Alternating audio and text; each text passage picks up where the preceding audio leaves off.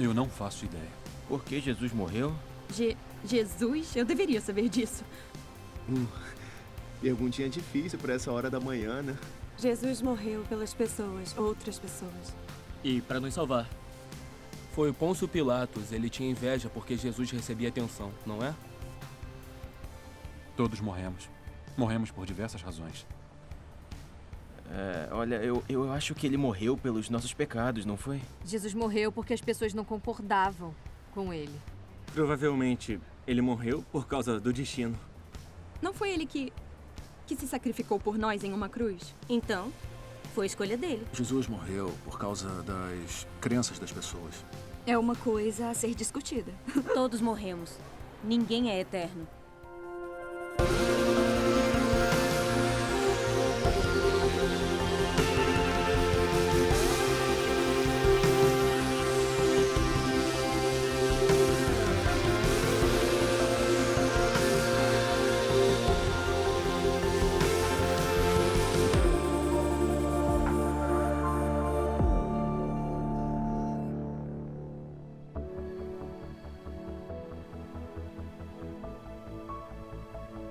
A cruz é o símbolo da fé cristã. É uma espécie de logotipo do cristianismo. Cerca de 1/3 dos evangelhos falam sobre a morte de Jesus. E grande parte do Novo Testamento explica por que ele morreu. Eu descobri que quando entendi o motivo de Jesus ter morrido, quando experimentei o que a sua morte conquistou para mim, tudo mudou. Por que Jesus morreu? A resposta é porque ele te ama. Há um versículo no Novo Testamento onde Paulo diz: "O Filho de Deus me amou. Ele se entregou por mim." Você é amado. Essa é a mensagem principal do Novo Testamento. É a mensagem principal do universo. Se você tivesse sido a única pessoa no mundo, Jesus teria morrido por você. O amor é pessoal. O amor dele é muito grande. O amor dele por você é incondicional, com todo o coração, é contínuo. É o maior amor que poderia imaginar. E esta é a razão da cruz. É o enorme amor de Deus por você. Entender isso mudou completamente a minha vida. Mas por que era necessário? Qual o problema? Você foi criado à imagem de Deus. Deus ama você, ele criou você. Significa que você é uma obra-prima dele. Há algo fantástico em todo ser humano, algo nobre, algo magnífico. Os seres humanos são capazes de ter uma criatividade extraordinária, criam música, arte, literatura. Deus fez você criativo porque você foi criado à imagem dele. Nós, seres humanos, somos capazes de grandes sacrifícios, devoção, bondade. Mas, com certeza, no meu caso, há também um outro lado da moeda. Também somos capazes de fazer coisas ruins. É só abrir os jornais para ver a terrível maldade que existe neste mundo. Mas o mundo é mais complexo do que só dizer: bom, existem pessoas más e pessoas boas. É mais complicado do que isso. As pessoas que são capazes de um grande amor, devoção e bondade também podem fazer coisas ruins. Eu já fiz coisas ruins na minha vida, das quais me arrependo, magoei pessoas que amo. O Novo Testamento explica da seguinte forma: pois todos pecaram e estão destituídos da glória de Deus. A palavra pecado às vezes me faz pensar em culpa religiosa ou em coisas como chocolates e sorvete. A frase "isso é pecado" se tornou sinônimo de algo agradável. Eu vi uma propaganda de sorvete que dizia "é delicioso, é pecaminoso". Mas o pecado na Bíblia é muito mais profundo e relevante para você e para mim hoje do que imaginamos. Não estamos falando de erros acidentais ou de comer muito chocolate, mas da nossa inclinação natural a estragar as coisas, a quebrar coisas como promessas e relacionamentos importantes e até o nosso próprio bem-estar. E muitas vezes olhamos para outras pessoas e pensamos: sim, eu erro, mas comparando eu não sou tão ruim. Algumas pessoas fazem coisas muito piores do que eu. E, sinceramente, todos nós erramos. Paulo disse: todos pecaram e estão privados da glória de Deus. E a glória de Deus foi revelada em Jesus. Comparados a ele, estamos bem distantes da medida. E você poderia dizer: bom, se estamos todos no mesmo barco, por que isso importa? Porque há consequências por todos os nossos erros. E o Novo Testamento descreve o impacto do pecado de várias maneiras. Assim como a poluição do meio ambiente é um grande problema, Jesus disse que também é possível você poluir sua vida, seu coração. E esta é a poluição do pecado. As coisas erradas que fazemos podem estragar nossa vida. O pecado envenena nossas relações uns com os outros e também atrapalha nosso relacionamento com Deus. As coisas ruins na nossa vida são viciantes. O pecado é poderoso. É como Paulo uma vez disse: não faço o bem que quero, mas o mal que não quero. Jesus disse: todo aquele que peca é escravo do pecado. Por exemplo, se você usar heroína durante um tempo, vai se tornar viciado. Mas isso não acontece só com drogas. Também é possível ser viciado em coisas como mau humor, inveja, arrogância, orgulho, egoísmo, difamação, imoralidade sexual. Essa é a escravidão que Jesus falava e que tem um poder destrutivo sobre as nossas vidas.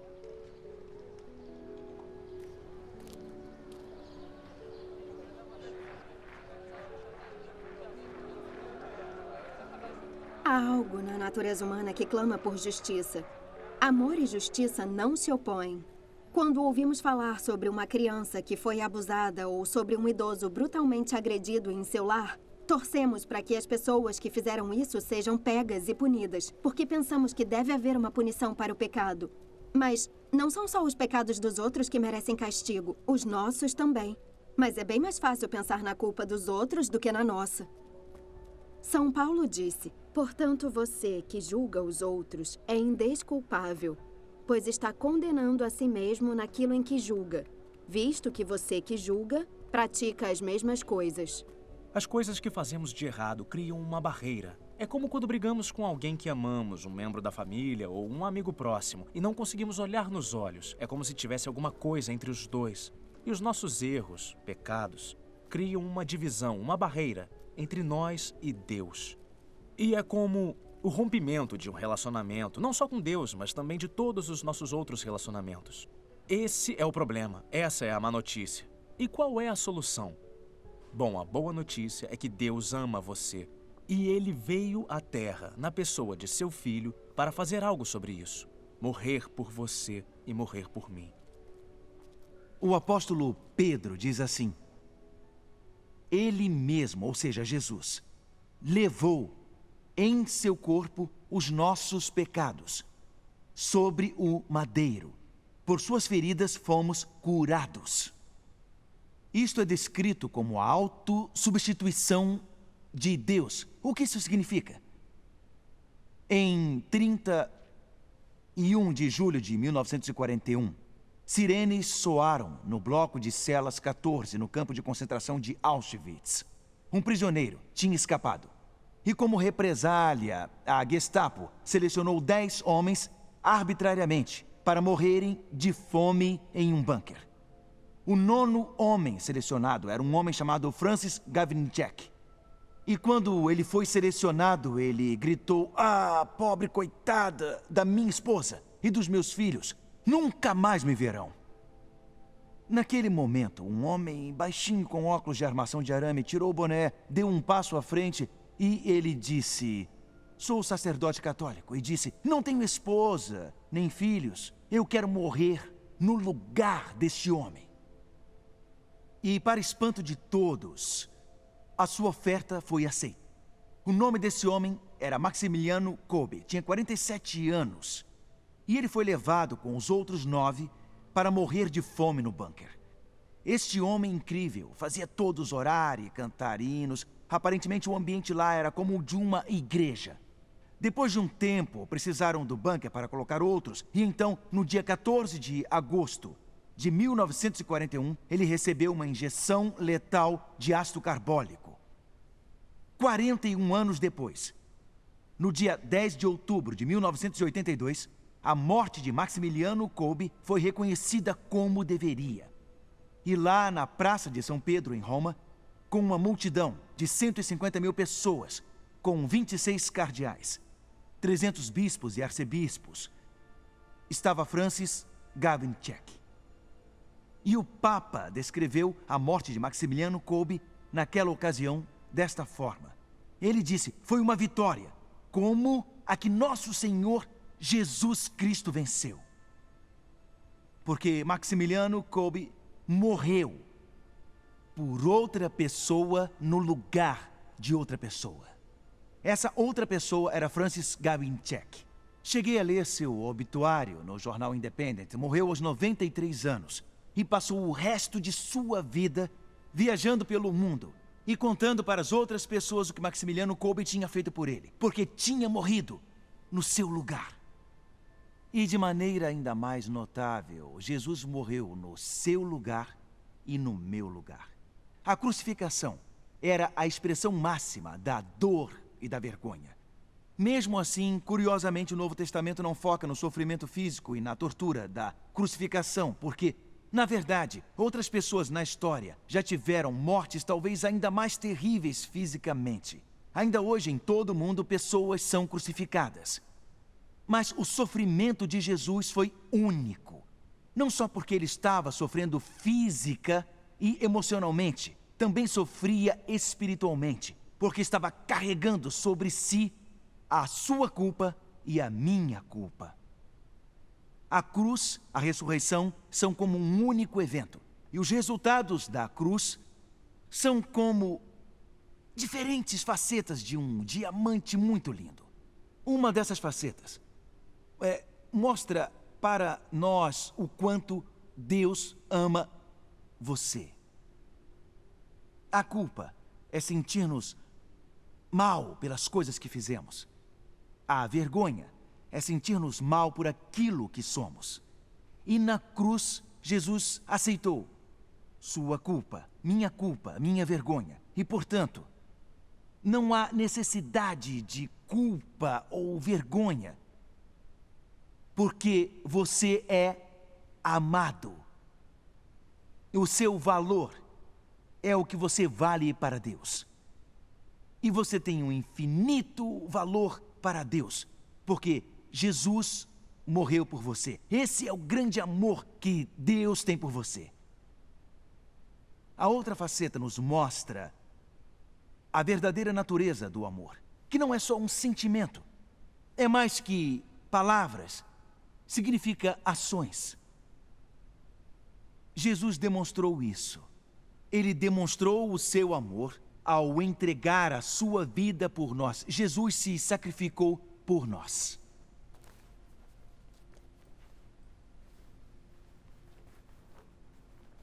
Meu pai morreu há alguns anos depois de sofrer por cerca de 8 anos de demência. E foi, com certeza, a coisa mais difícil que nós, como família, tivemos que enfrentar. Ver logo ele, que era um pai tão amoroso e com um físico brilhante, perdendo cada vez mais a memória e se tornando confuso, nervoso, medroso. Foi horrível acompanhar aquilo. E naquela época eu me perguntava seriamente por quê? Por que ele? Por que nós? Por que agora? Que finalidade aquilo poderia ter? Como Deus poderia permitir que isso acontecesse com ele? Como é que Deus poderia permitir que acontecesse isso com qualquer pessoa? Como poderia haver sofrimento se Deus nos ama? E são questões que aparecem muito na Bíblia. Lemos nos Salmos perguntas como: Senhor, por que estás tão longe? E era isso que eu sentia, que Deus estava longe. E é importante fazer essas perguntas, mesmo sendo cristão. Acreditar em Deus não significa que não possa ter dúvidas. Se faça perguntas o tempo todo. O próprio Jesus gritou na cruz: meu Deus, por que me abandonaste? Mas de fato foi na cruz, na morte, no sofrimento de Jesus e em sua morte na cruz, que eu encontrei, que eu achei, não uma resposta completa, mas uma ajuda para o que eu estava passando. Porque me ajudou a compreender que Deus não está distante, longe, sentado em uma nuvem, mas se fez presente em Jesus e sofreu Ele mesmo. Ele sabe o que é sofrer e morreu. E, portanto, entende o que estamos passando. Se estamos sofrendo, Ele está conosco no nosso sofrimento.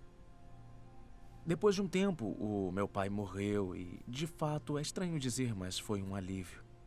Eu tive uma rara sensação de paz em todo o processo e teve muito a ver com a leitura sobre a ressurreição de Jesus. A ressurreição de Jesus nos mostra que a morte não é o fim. Que no final das contas, Jesus venceu a morte. E que mesmo que a gente sofra agora, um dia não haverá mais sofrimento e não haverá mais dor.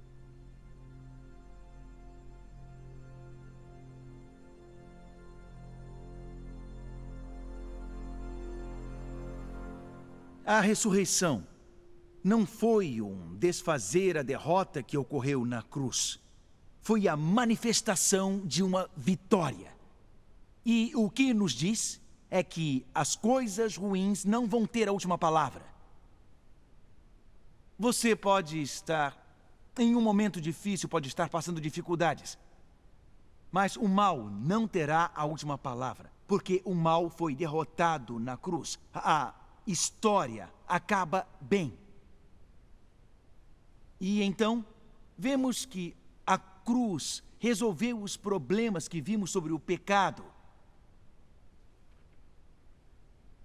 Através da cruz, a separação entre nós e Deus foi eliminada. Você pode voltar para casa, para Deus. São Paulo diz assim: em Cristo, Deus estava reconciliando o mundo consigo mesmo. Em Cristo, Deus estava. Na cruz, Deus não puniu uma terceira pessoa inocente, Jesus. Isso seria bárbaro? Não. O próprio Deus veio a esta terra na pessoa de seu Filho. Deus estava em Cristo, reconciliando você e eu com Deus. É como o filho pródigo, a história que Jesus contou sobre um filho que tinha ido para longe de casa, que tinha deixado seu pai, que tinha se afastado, mas que volta para casa. Eu amo a escultura de Charlie McCaskey, que ilustra o filho pródigo. É uma imagem do pai, o pai amoroso que Jesus descreveu, que quando o filho chega em casa, quando voltamos para casa, ele nos abraça, ele nos envolve, ele nos beija, nos ama, ele nos acaricia. Nós somos reconciliados com ele, podemos ter um relacionamento próximo e íntimo com o Pai. E quando estamos reconciliados com Deus, o que eu descobri é que isso ajuda a trazer reconciliação para todos os outros relacionamentos. Jesus pagou o preço. Tudo o que você tem que fazer é aceitar esse presente. Não é compre um, ganhe outro. É mais como compre nada, ganhe tudo. Isso parece bom demais para ser verdade. Mas não podemos sair por aí fazendo tudo o que queremos porque sabemos que sempre vamos ser perdoados. Na verdade, é o oposto disso. Em vez disso ser motivo para pecar, é um incentivo para não pecar. Muitos me perguntam por que você se envolveu com o crime. E eu digo, não foi uma decisão consciente. Não perguntei na escola, existe um curso para fazer assalto à mão armada? Aconteceu. É o mundo que nos rodeia. E tudo começou com as drogas, as bebidas, essas coisas. Começamos roubando emblemas de carros caros e trocando por outras coisas. E foi evoluindo para o carro inteiro. Eu me envolvi com as pessoas que realmente comandavam tudo. Nós fomos até a casa de um cara que devia a eles muito dinheiro. O dinheiro não era o problema. O problema é que esse cara ficava dizendo para todo mundo que não ia pagar. Então eles tinham que dar um exemplo. Pegaram esse cara. Ele estava no jardim e o filhinho dele também. Então nós saímos do carro, pegamos ele e colocamos no carro, sentado no meio. E dirigimos até uma pedreira. E tiraram um cortador de grama do porta-malas, deram para mim e disseram assim: corte os pés dele. E eu cortei os pés dele. Eu arranquei os pés. E essa foi a minha iniciação. E tudo só foi piorando. Resumindo bem, Tribunal Leeds Crown, sala número 3. Foi condenado a 7 anos e meio. E eu pensava assim, é isso. O jogo é esse. Se é pra ser mal, eu vou ser o pior tipo de pessoa que posso ser. E aí me transferiram para vários presídios. Eu fiquei recluso e fui pra prisão de segurança máxima por causa do meu comportamento. E aí um rapaz se aproximou, um outro preso. Ele chegou e disse: aí, você quer participar do curso Alpha? Eu não fazia ideia do que ele estava falando. Eu disse: olha, sai da minha frente antes que eu quebre a sua cara. Eu não pensei mais nisso, e no dia seguinte o mesmo cara se aproximou segurando uma prancheta de novo. Eu tava só esperando ele para começar a porrada. E ele deve ter percebido que eu não estava bem, porque ele falou 3 frases muito rápido. Ele disse: você fica a quarta-feira livre, ganha café de graça e biscoitos de graça? Beleza, a gente se vê na quarta. E a gente começou a dar trabalho para eles. Muito trabalho. A única coisa que me parou não foi o que eles disseram, porque eu não estava escutando, mas foi como o disseram. Eles me trataram com amor e compaixão. Fizeram isso todas as vezes. Então eu sentei na minha cama e fiz a primeira oração verdadeira que eu já tinha feito. Eu não sabia se estava fazendo certo ou não. Foi mais ou menos assim: Deus, eu preciso de você para tirar a raiva, a violência e o ódio de mim. Eu preciso de você para tirar os vícios que eu tentei vencer, mas que perdi todas as vezes. E se fizer isso por mim, eu vou viver o resto da minha vida por você. Na manhã seguinte, acordei, como todas as manhãs, e eu fui pegar um cigarro para fumar, como eu sempre fazia, mas não consegui tocar nele. Tudo naquilo, a aparência, o jeito, o cheiro, tudo me deixava enjoado. E eu sabia o que tinha que fazer, então eu peguei as drogas que eu tinha e joguei pela janela da cela. E assim que fiz isso, eu comecei a me sentir um pouco melhor. Comecei a me acalmar um pouco, mas eu ainda estava pirando. Então disse para mim mesmo: Darryl, calma. Vá tomar banho, vá fazer a barba. E quando comecei a tomar banho, eu olhei no espelho e fiquei paralisado, porque não reconheci meu próprio reflexo. Pensei, esse cara tá sorrindo. Não só sorrindo, ele tá radiante. E percebi que eu não estava só diferente, eu me sentia diferente. Tudo tinha mudado. Era como se tivessem retirado a parte de cima da minha cabeça e derramado água gelada dentro. Tudo tinha sido lavado. Então o capelão se aproximou e eu contei tudo para ele. E ele disse: o homem que foi pra cama ontem à noite não é o mesmo que tá aqui hoje de manhã. Você é uma nova criatura. E foi isso. Eu disse: não mais. Não mais brigas, não mais drogas, nem nada disso. Se me deve alguma coisa, esqueça. Se tem alguma coisa minha, fique com ela. Eu não quero, já deu pra mim, acabou. Jesus me salvou. E quando chegou a hora de eu sair da prisão, eu sabia que serviria a Deus em tempo integral. O reverendo Mark Finch, um magistrado, disse: gostaria de vir a Runcorn, perto de Liverpool. Temos uma igreja nova, estamos começando lá e temos problemas com jovens envolvidos com gangues e drogas. Você viria? E foi o lugar certo pra mim. Ele me pegou em frente ao presídio no dia da minha libertação e me levou pra casa dele. Não pra uma casa, a casa dele. E a filha mais velha dele é a Rebecca, que hoje é minha esposa e mãe dos meus 2 filhos incríveis, Benjamin e Lydia Grace. Minha vida não poderia ser tão diferente quanto ela é agora. Muito obrigado. O poder do pecado foi quebrado através da cruz. Jesus disse: se o Filho os libertar, vocês de fato serão livres. Nossos vícios, eles acabaram. Antes de ser cristão, eu tinha um temperamento terrível. Meu pai tinha, e eu tinha herdado isso dele. Eu pensava: é isso, vou ter um temperamento terrível para sempre. Mas o que descobri foi que Jesus me libertou. Em outras áreas da vida, o processo leva mais tempo e ainda há coisas com as quais eu luto. Vou usar termos teológicos. A justificação acontece instantaneamente. Você é justificado diante de Deus instantaneamente através da cruz. Mas a santificação, que é o processo de se tornar parecido com Jesus, é um processo muito mais longo. São João escreve assim: o sangue de Jesus nos purifica de todo pecado. Recebemos o perdão contínuo. Então precisamos estar continuamente perdoando. Para mim, experimentar o perdão de Deus fez toda a diferença.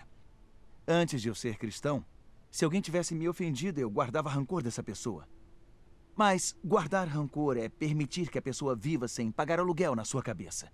Eu costumava não perdoar achando que estava fazendo mal a outra pessoa, mas agora eu posso ver que a falta de perdão fez muito mais mal a mim do que a outra pessoa. Alguém já disse: não perdoar alguém é como beber veneno e esperar que a outra pessoa morra. Depois de experimentar o perdão de Deus e ver que Deus perdoa você, você tem que se perdoar. E é isso que eu acho mais difícil. Mas temos que nos perdoar porque, como C.S. Lewis disse, não perdoar a nós mesmos é como nos colocar em um tribunal superior ao de Deus. Se Deus perdoa, você deve perdoar a si mesmo. E nós perdoamos os outros porque fomos perdoados. O perdão é uma escolha, mas não é uma opção. E não é fácil. C.S. Lewis disse: todo mundo pensa que o perdão é uma bela ideia até ter algo a perdoar. E então é muito difícil. A pura verdade é que o primeiro a pedir desculpa é o mais corajoso. O primeiro a perdoar é o mais forte. E o primeiro a esquecer é o mais feliz. Uma das minhas grandes heroínas é Corrie ten Boom. Ela é uma judia holandesa que escondeu judeus durante a guerra. Corrie foi apanhada e ela, sua irmã e seu pai foram para o campo de concentração de Ravensbrück. Seu pai e sua irmã, Betsy, morreram lá. Ela é uma mulher incrível e depois da guerra falou para algumas pessoas sobre o perdão. Ela estava falando em uma igreja na Alemanha uma vez e no final da palestra ela reconheceu o homem que se aproximou dela. Era um dos guardas mais cruéis de Ravensbrück. Ela lembrou como ele era na época. E quando ele se aproximou, ele disse: "Eu era um guarda em Ravensbrück." Ele não a reconheceu, mas ela sabia, ela o reconheceu.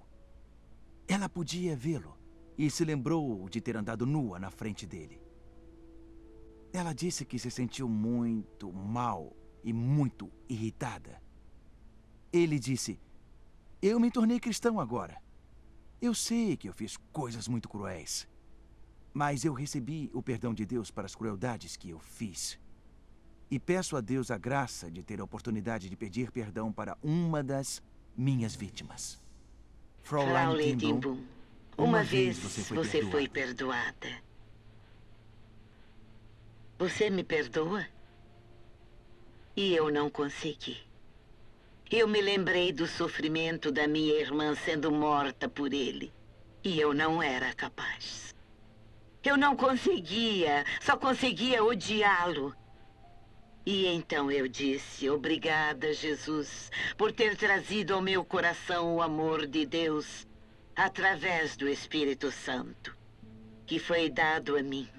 E obrigada, Pai, porque o seu amor é mais forte do que o meu ódio e rancor. Naquele momento, eu estava livre. E eu pude dizer: irmão, me dê sua mão.